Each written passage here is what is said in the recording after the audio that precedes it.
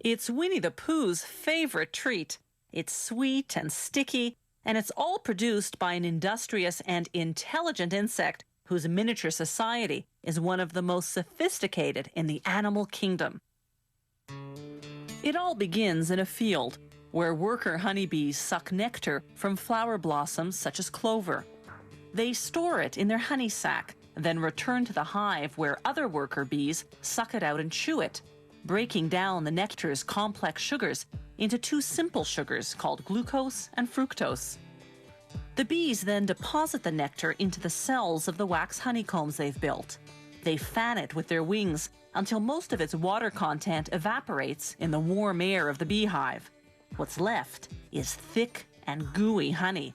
The bees then cap each honey-filled cell with beeswax. That's when the beekeeper steps in.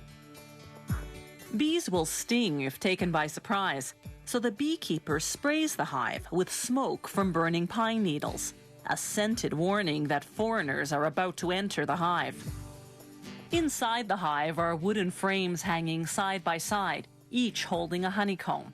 A hive can house hundreds of thousands of bees, all descendants of the prolific grand poobah of beedom, the queen bee. She's the big one in the middle. The queen bee lays up to 2,000 eggs a day, creating the workforce needed to feed and protect the colony.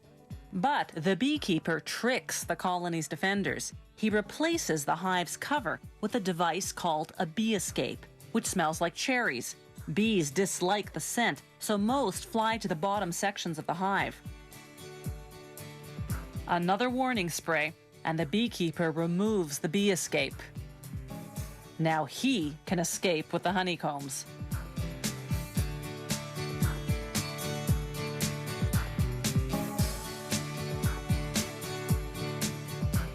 Inside the honey factory, they put the honeycomb frames on what's called an uncapping machine. Like a razor, it shaves the wax caps off the honey-filled cells of the combs. They scrape off the remnants manually. Then they set the frames on another machine called a honey extractor. It spins the honeycombs until all the honey is forced out of the cells. Afterwards, they filter the honey to remove any pieces of wax capping that slip through. Then, the honey is ready for bottling. Some beehives contain smaller frames designed to produce honey that isn't extracted from the honeycomb. Workers remove the frame and cut the honeycomb into pieces as is with a heated knife. That seals the wax around the honey inside.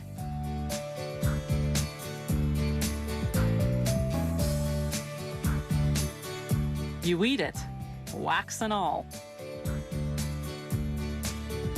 The beeswax lining of the honeycomb goes to make candles, furniture polish, lipsticks, and other products.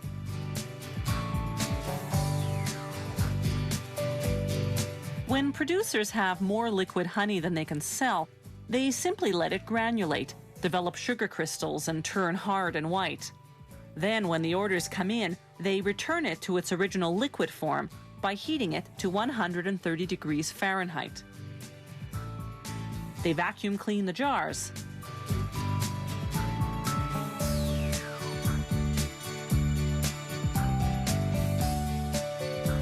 Then fill them.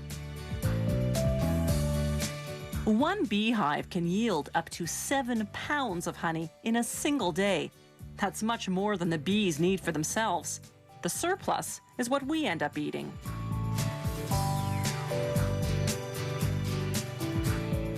Honey production today is both efficient and humane. For centuries, the only way to harvest honey from hives had been to kill the bees. Then, in 1851, an American beekeeper invented a way to get the honey, yet spare the bees.